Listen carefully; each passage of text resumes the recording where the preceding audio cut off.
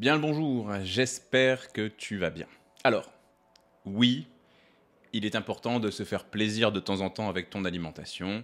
Oui, il est important de manger varié.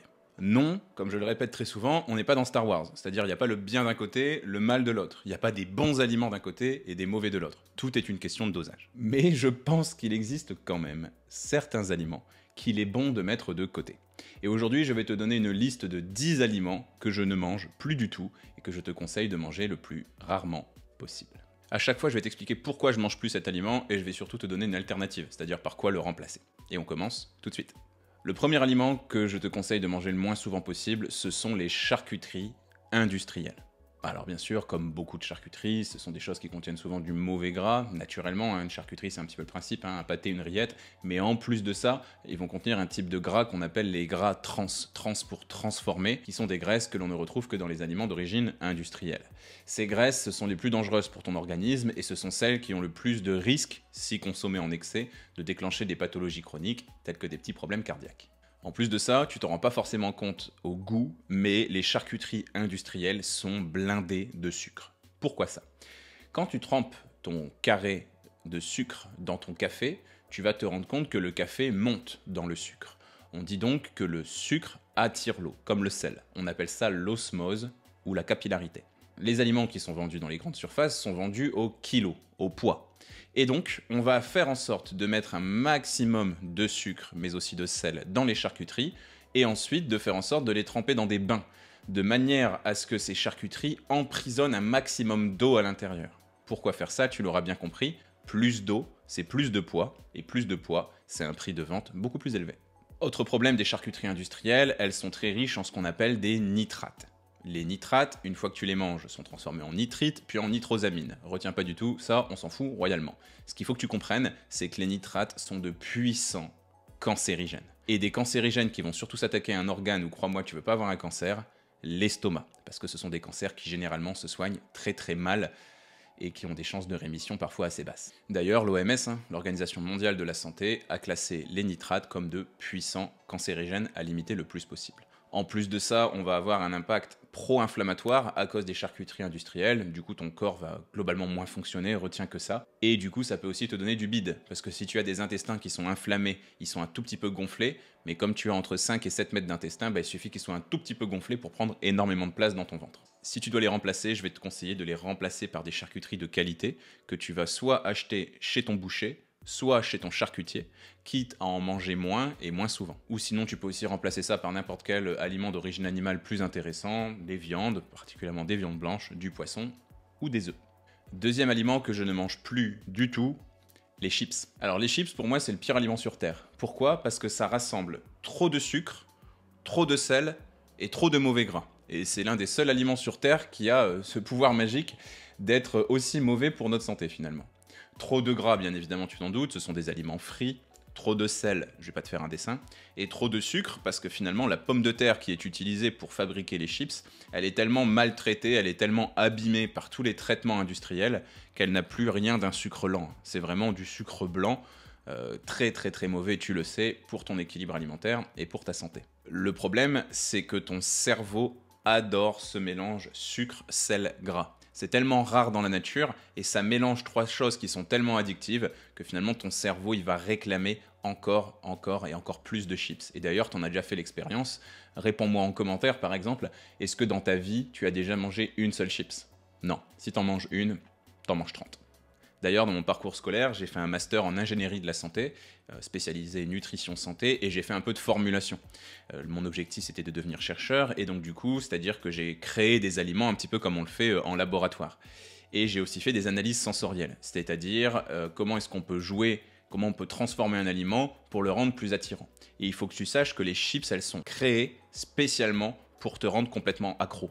C'est étudier en laboratoire la couleur, la taille, le bruit que ça fait quand tu croques dedans pour finalement faire en sorte que tu sois complètement dingue de ce genre d'aliments et que tu en manges des quantités phénoménales. Si tu dois les remplacer à l'apéro, c'est pas compliqué, tu mets n'importe quel aliment qui soit pas industriel, tu peux mettre des cubes de fromage, des olives, des fruits à coque oléagineux, des petits légumes que tu vas tremper dans du fromage blanc dans lequel tu aurais mis, je sais pas, du thon, du jus de citron par exemple.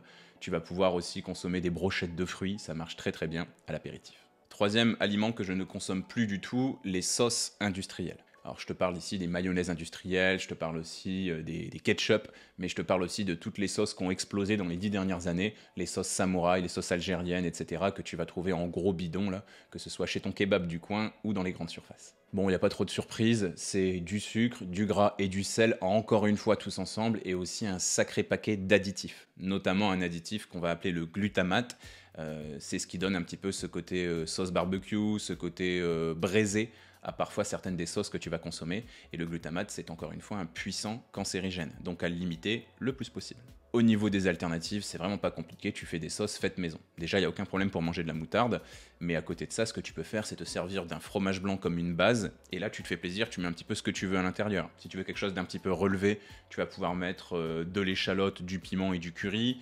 Si tu veux quelque chose qui fonctionne bien avec du poisson ou à l'apéro, tu vas pouvoir mettre du romarin, du poivre et du jus de citron. Bref, laisse place à ton imagination et fais-toi plaisir avec ça. Quatrième aliment que je ne mange plus du tout, le Nutella. En fait, le Nutella, c'est un peu particulier pour moi parce que j'ai jamais aimé ça. Quand j'étais petit, ma mère, elle achetait du Nutella à bas prix, et en fait, notre Nutella, il était coupé en deux. Il y avait un côté blanc et un côté noir. Moi, j'ai toujours mangé uniquement le côté blanc. J'ai jamais compris les personnes qui étaient accros au Nutella, au chocolat classique, je dirais. Donc, c'est pas vraiment une privation pour moi, mais même si j'aimais ça, j'en mangerais pas. Parce que finalement, encore une fois, on est sur un aliment très sucré et très gras, mais là on est sur une graisse très particulière, l'huile de palme. Même si Ferrero font des jolies pubs avec des enfants qui courent pieds nus dans la pelouse, en disant qu'ils ont mis moins d'huile de palme, ça reste quand même un scandale écologique et nutritionnel. J'avais d'ailleurs fait un format court sur TikTok où j'étais parti dans une grande surface et j'avais analysé tous les Nutella. Le meilleur ou le moins pire de tous les Nutella, ou en tout cas de toutes les pâtes à tartiner au chocolat, c'est la pâte à tartiner Bonne Maman. Problème, c'est aussi la plus chère du magasin. Si tu dois le remplacer, bien évidemment, tu peux prendre n'importe quel autre tartinable, du beurre, de la confiture, du miel, de la purée de cacahuètes par exemple. Mais si tu veux vraiment quelque chose au Nutella, ou en tout cas à la pâte à tartiner, bah, tu peux la faire maison. Il existe tout un tas de recettes sur internet très équilibrées, ou en tout cas beaucoup plus équilibrées que le fameux Nutella de nos copains de chez Ferrero. Cinquième aliment que je ne consomme plus, les céréales pour le petit déjeuner. Que ce soit des céréales pour enfants, telles que les miel pops ou les choc à pic, ou que ce soit des céréales muesli, par exemple, j'ai consommé très longtemps, moi, les Cruesli de chez Quaker. J'y touche plus. Alors, le premier argument par rapport à ça, notamment pour les céréales pour enfants, c'est que c'est bourré de sucre. Tu vas avoir ce sucre qui a ce goût sucré, mais il faut aussi que tu saches que la céréale qui sert pour fabriquer les céréales, c'est aussi du sucre en fait. Quand tu manges du riz soufflé, tu pourrais te dire que le riz, après tout, c'est un féculent, donc c'est des sucres lents. Non, non, non. Il est tellement maltraité par le fameux soufflage, qui est un procédé industriel qui détruit finalement tous les intérêts nutritionnels des aliments, que finalement ton riz, une fois soufflé, c'est comme si tu mangeais des carrés de sucre blanc. Donc quand tu regardes la composition des aliments dans le petit tableau, et que tu vois glucides dont sucre, bah finalement c'est tous les glucides, donc tous les sucres, même les sucres lents, qui sont devenus des sucres blancs, des sucres rapides, parce qu'ils sont raffinés. Donc ça, à éviter le plus possible. Au niveau des muesli industriels, c'est pareil, sauf que cette fois, il y a du gras rajouté en plus. De manière générale, tous les aliments qui vont être vendus en cluster, c'est-à-dire des choses qui sont collées entre elles, que ce soit des muesli ou que ce soit des jardinières de légumes par exemple, c'est pas un très très bon signe, parce que c'est souvent collé avec du gras, avec du mauvais gras, souvent ce qu'on appelle des graisses transformées, des graisses hydrogénées, et la plupart du temps de l'huile de palme. Le problème, si tu consommes ce genre de choses ou si tu donnes ce genre de choses à tes enfants, c'est qu'il y a énormément de sucre dedans. Donc après avoir mangé ça, tu vas avoir ton taux de sucre dans le sang qu'on appelle la glycémie qui va monter très haut. Tu vas être super énergique. Pendant la première et la deuxième heure de cours, tes enfants vont plutôt bien écouter. Mais le problème, c'est que comme ton corps aime pas être en hyperglycémie, donc avoir trop de sucre dans le sang, il va tout faire pour faire chuter ce taux de sucre dans le sang le plus vite possible, ce qu'on appelle une hypoglycémie réactionnelle. Et finalement, tu vas avoir derrière un creux d'énergie phénoménal au milieu de la matinée. Et moi, je vois ça quand je fais des interventions dans les collèges et dans les lycées. Après la récréation, les enfants, ils sont incapables d'écouter s'ils ont consommé ce genre de choses le matin au petit déjeuner. Donc pour les alternatives, c'est tout simple, tu les fais toi-même. Flocons d'avoine, flocons de sarrasin ou flocons de maïs, même si tu le souhaites. Et à côté de ça, tu vas améliorer ça. Par exemple, tu vas avoir un fruit que tu vas couper en morceaux et tous les jours, tu changes de fruit. Tu vas avoir des bocaux dans lesquels tu as des fruits à coque oléagineux, des noisettes, des noix, des amandes. Et tous les jours, tu changes aussi. Tu vas avoir un bocal dans lequel tu vas pouvoir mettre des petites choses un petit peu gourmandes pour donner du goût à tout ça. Tu vas avoir par exemple la poudre de vanille, du chocolat, de la cannelle, voire même éventuellement une fois de temps en temps un petit peu de sucre ou un petit peu de miel. Et encore une fois, tous les jours tu vas changer. Ça va te permettre d'avoir un petit déjeuner beaucoup plus intéressant qui va t'apporter de l'énergie jusqu'à midi, beaucoup moins cher, parce que tu l'auras fait toi-même, et du coup tu vas pouvoir beaucoup plus varier. Et ça c'est très ludique, ça fonctionne bien avec les enfants, pour leur permettre d'avoir des choses qu'ils ont l'impression de faire un petit peu eux-mêmes tous les matins, tout en t'assurant qu'ils mangent équilibré. Sixième aliment que je ne mange plus du tout, les yaourts aux fruits. Alors pourquoi ça? Parce qu'en fait les laitages, ce sont selon moi des super aliments. C'est vraiment quelque chose de très intéressant pour ton équilibre alimentaire, si tu souhaites perdre du poids, etc. Mais si tu consommes des bons laitages, des fromages blancs, des petits suisses, des skyrs, etc. Et je trouve ça dommage de transformer un aliment qui pourrait être super intéressant pour ta santé en quelque chose qui va avoir quasiment que des défauts, tels qu'un yaourt aux fruits. Premièrement, c'est blindé de sucre. Fais attention, parce que parfois tu vas avoir marqué yaourt aux fruits 0%, mais c'est pas 0% de sucre, c'est 0% de gras. Ça veut dire qu'ils ont pris du lait écrémé. Et finalement, dedans, t'as un cocktail de sucre assez dingue. En plus de ça, les fruits que tu as à l'intérieur, j'espère que c'est clair pour toi, ils ne rentrent pas du tout dans ton total de fruits à consommer sur la journée pour être en parfaite santé. C'est des fruits de très très très mauvaise qualité. On rajoute des arômes à l'intérieur pour leur donner plus de goût. Et puis je vais essayer de te retrouver ça. Mais on avait même remarqué pendant un certain temps qu'ils mettaient des fruits complètement différents que ce qu'il y avait sur l'étiquette. Je t'explique, on s'était rendu compte que les yaourts à la fraise, c'était finalement des morceaux de pommes qu'ils mettaient à l'intérieur, morceaux de pommes qu'ils aromatisaient avec de l'arôme fraise. Donc t'imagines bien qu'en termes de qualité, c'est vraiment zéro, quoi. Pour les remplacer, c'est tout simple. Tu prends des yaourts nature, ou des fromages blancs nature, ou des petits suisses nature, ou des yaourts à la grecque nature, ou des skyrs nature, comme tu veux, et tu vas toi-même couper ton fruit en morceaux et le mettre à l'intérieur. Tu auras donc cette fois un mélange de protéines, grâce à un laitage de qualité, et un mélange de fibres, grâce à un vrai fruit, plutôt que d'avoir un cocktail de sucre et d'additifs, comme tu l'as dans un yaourt industriel.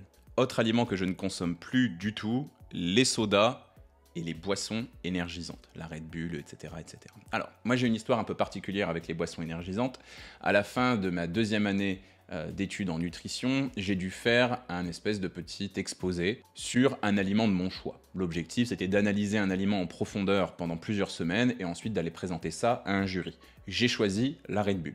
Pourquoi ça? À l'époque, j'étais étudiant, on sortait beaucoup, on faisait la fête, et c'était l'explosion de cette boisson qui aujourd'hui est devenue classique, le Jägermeister Bombe, donc avec de la Red Bull, ou la vodka Red Bull. Donc je peux te dire que de la Red Bull, j'en ai bu des quantités phénoménales pendant mes 2 premières années d'études.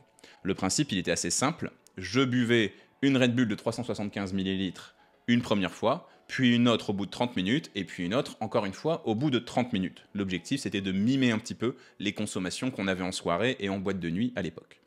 Ensuite, je prenais ma tension artérielle toutes les 15 minutes pour voir un petit peu l'évolution. Au bout de 2 heures, j'avais une tension artérielle de 21,14. Ça va peut-être pas te parler, ça. La norme à ne surtout pas dépasser pour pas être hyper tendu, c'est 14,9 de tension. Et là, j'avais 21,14. Je peux dire que j'ai jamais été dans un état tel que celui-ci.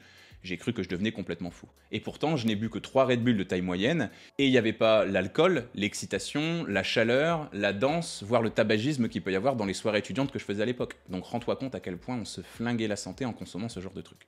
Le problème de ce genre d'aliment, c'est qu'on a ce côté excitant mélangé à du sucre. Et ça va faire exploser ton rythme cardiaque qui est très mauvais pour ta santé, surtout si tu n'as pas fini ta croissance. Et c'est surtout ça qui m'embête un petit peu avec ce genre d'aliments, si je puis dire, même si on devrait dire de merde en canette, c'est que je me rends compte dans les collèges et dans les lycées qu'on en consomme de plus en plus et de plus en plus jeunes. Dès la 6e, les gamins se pointent en cours avec ça. Et ce qui est encore plus dangereux, c'est qu'ils boivent ça avant d'aller en cours de sport. Parce que comme le mot c'est boisson énergisante, et qu'ils se disent qu'ils ont besoin d'énergie, et ben ils vont consommer ça juste avant d'aller pratiquer un petit peu de sport. Le problème, c'est que du coup, activité physique plus boisson énergisante, ça explose les compteurs en termes de rythme cardiaque. Ce qui est très très très mauvais pour un enfant et un adolescent. Au niveau des alternatives, il existe des boissons gazeuses beaucoup plus intéressantes. San Pellegrino, par exemple, a fait toute une gamme de boissons quasiment sans sucre, avec du citron, de la grenade, du pamplemousse, etc. Tu peux aussi prendre des eaux pétillantes, telles qu'une Badoit et une Perrier, et l'améliorer un petit peu toi-même. Moi, c'est quelque chose que je fais très souvent, en mettant des rondelles de gingembre, en mettant des branches de romarin et du jus de citron dans un Perrier. Ça donne un cocktail beaucoup plus intéressant. 8e aliment que je ne consomme plus, les jus de fruits industriels. Je n'en consomme plus, alors que j'en ai consommé énormément. Quand on était beaucoup plus jeune, mes parents, esclaves du marketing, étaient convaincus que pour être un bon élève, il fallait avoir beaucoup de vitamines, de la vitamine C. Et ils étaient aussi convaincus que l'on retrouvait beaucoup de vitamine C dans les jus d'orange. Donc avant d'aller en cours, je buvais un grand verre, là tu sais les verres à pastis de jus d'orange, voire même 2. Le problème, c'est que si tu presses une orange toi-même, tu vas remplir, allez, ça dans le verre. Alors que quand tu te sers un verre entier, tu mets finalement le jus de 3, 4, voire 5 oranges d'un coup. Dans une orange, tu as 12 grammes de sucre. Donc quand tu bois un verre de jus d'orange, tu vas facilement monter à 48, 50, 60 grammes de sucre d'un coup. Ça explose tous tes besoins en sucre sur toute la journée en quelques secondes finalement. Et ça, c'est absolument terrible pour ta santé et ton équilibre alimentaire, mais surtout celle de tes enfants et adolescents si tu en as. En plus de ça, tout ce qui nous intéresse dans un fruit a disparu, il n'y a plus les fibres, il n'y a plus les vitamines, il reste plus que le sucre. Crois-moi que c'est pas du tout une bonne idée. C'est moins pire si tu le fais maison, mais moi ce que je te conseille, c'est de manger plutôt des vrais fruits entiers à croquer, avec leur peau si la peau est comestible, mais bien évidemment, il faut dans ce cas-là que tu prennes des fruits de qualité, ça veut dire des fruits français et des fruits locaux. Neuvième et dernier aliment que je ne consomme plus, ou plutôt que je ne consomme pas, que j'ai jamais consommé, ce sont tous les produits light, les produits allégés, les produits 0%. C'est une fausse bonne idée, parce que dans un premier temps, tu vas avoir des produits allégés en sucre, mais dans lesquels on va rajouter beaucoup d'édulcorants, et souvent ce qu'on appelle des édulcorants de synthèse, ça veut dire des édulcorants qui ont été fabriqués en laboratoire, qui sont clairement pointés du doigt dans le développement de beaucoup de maladies, telles que les cancers. Deuxième type d'aliments allégés, les aliments allégés en gras. Et souvent, on parle des laitages. Le problème, c'est que dans le gras, il n'y a pas que du gras. Déjà, c'est pas sûr que ce soit du mauvais gras, mais dans la graisse, on va aussi retrouver des choses très intéressantes telles que des vitamines. Vitamine A, vitamine E, vitamine D, qui sont absolument essentielles pour ta santé et ton équilibre alimentaire. Donc finalement, quand tu consommes un laitage qui est 0%, c'est comme si tu consommais un verre de flotte, quoi. Il n'y a pas grand-chose d'intéressant à l'intérieur. Au niveau des alternatives, c'est tout simple. Tu prends des aliments classiques, des laitages classiques. Okay, qui n'ont pas été transformés. Le seul aliment que tu peux prendre éventuellement un tout petit peu allégé, c'est la crème fraîche, que tu peux prendre en version 15% plutôt qu'en version 30%. Et pour terminer, dernier aliment que je ne consomme plus du tout, tous les produits qui contiennent de la farine raffinée. Tout ce qui est biscuits, gâteaux, Belvita. D'ailleurs, je suis longtemps allé en cours avec un sachet de Belvita dans le ventre, ce qui était une très mauvaise idée finalement. Puisque les farines raffinées, ça veut dire les farines blanches, les farines qui ne sont pas complètes, c'est du sucre finalement d'une certaine manière. Et c'est un petit peu piège pour toi, parce que quand tu vas regarder la composition des aliments, tu sais, le tableau nutritionnel, tu vas avoir une ligne glucides, c'est-à-dire tous les sucres, rapides et lents, et en dessous la ligne sucre, qui concerne juste les sucres rapides. Comme c'est un produit à base de farine, on va le mettre tout de suite dans les sucres lents, donc ça va pas faire monter les compteurs en termes de sucre. Mais finalement, cette farine, elle est tellement blanche, elle est tellement raffinée, elle est tellement écrasée, que c'est exactement pareil que le carré de sucre blanc.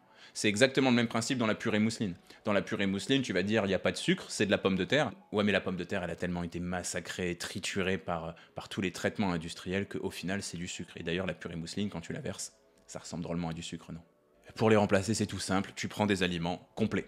Donc tu essaies de prendre des pâtes complètes ou semi-complètes, tu essaies de prendre du riz complet ou semi-complet, tu essaies de prendre de la semoule complète. Dès que tu fais des gâteaux, tu prends des farines complètes. Et quand tu vas chez ton boulanger, tu essayes de prendre des pains à la farine complète. Pain complet, pain de seigle, pain viking, pain nordique, etc. Voilà ce que j'avais à te dire aujourd'hui. Bien sûr, pas de culpabilité. Pense à te faire des petits plaisirs occasionnels. Il n'y a pas d'interdit, bien évidemment. Tout est une question de dosage. Si cette vidéo t'a plu, je t'invite grandement à me laisser un petit like et à t'abonner à cette chaîne. Moi, je te retrouve très bientôt, ici ou sur tous mes réseaux sociaux. Je te souhaite une bonne journée. Salut.